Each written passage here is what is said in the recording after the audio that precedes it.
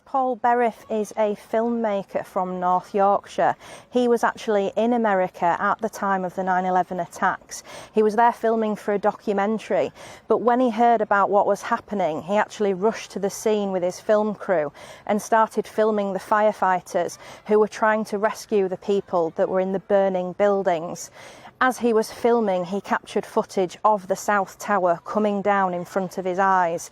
He fled the scene with many others around him, and he was hit by rubble, and he was buried under the rubble for around 30 minutes. This is what he told me about his story. I couldn't see what was going on, but I could hear this terrific roar behind me as the debris was chasing us virtually. I couldn't see what was happening, but the camera could still see. I had the camera looking over my left shoulder, and it could see what was happening. I couldn't. And the next thing I remember was the camera leaving my hand in slow motion, and something sort of hit me like a big fly swat, and next thing everything goes black. And then I'm crawling through all this debris. Now what I didn't know is that I had actually been hit with something, and I was lying unconscious apparently for about 28 minutes in the debris. And I was there when the North Tower came down on top of me as well, but I don't recall that at all.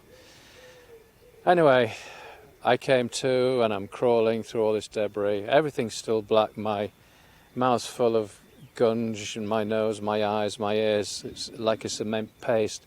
I could hardly breathe. I was trying to get this stuff out of my mouth as I crawled, and I thought, I didn't know that the towers had collapsed at all, and I didn't know what happened. All I recall was the top of the building coming down on top of me.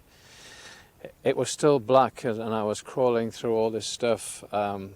Everything around me was really hot. Parts of my trousers started to burn, and I thought I'd had it. I've been in 2 or 3 near-death experiences in my career. I've been blown off a volcano and been in a major helicopter crash, amongst other things, but nothing like this. And I was so confused. I was hot, sweaty, I didn't know what was going on. But I didn't know then that the tower had collapsed. All I remember was what I saw through that viewfinder, the top peeling off. And ironically, those of us that were underneath it at the time did not know what all the rest of the world had seen. You'd all seen it from long shots of the building coming down, but when we were underneath it, all we remember was the top bit coming down, and then bang, everything went black.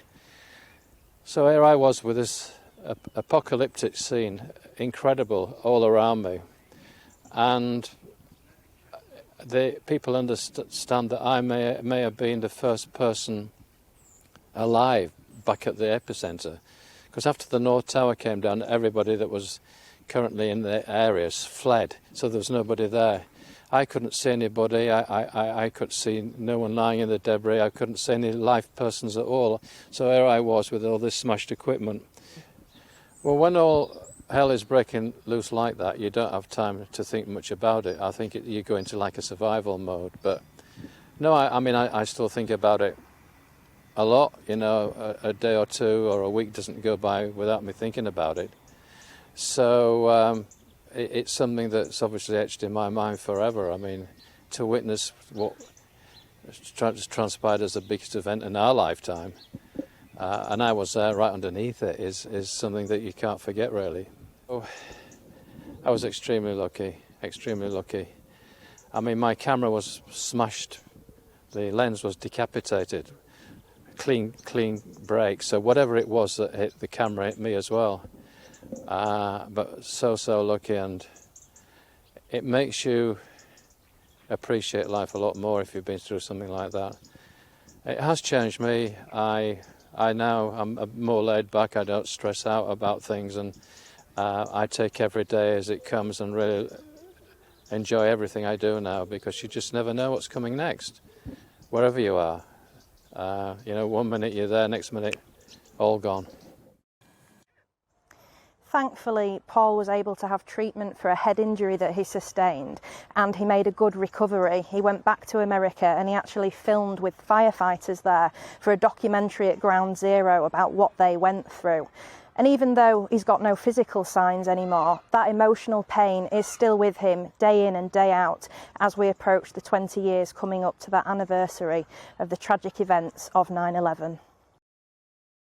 Welcome to the GB News YouTube channel. You can watch us live 24 hours a day, catch up on your favourite shows and join in the conversation in the comments below.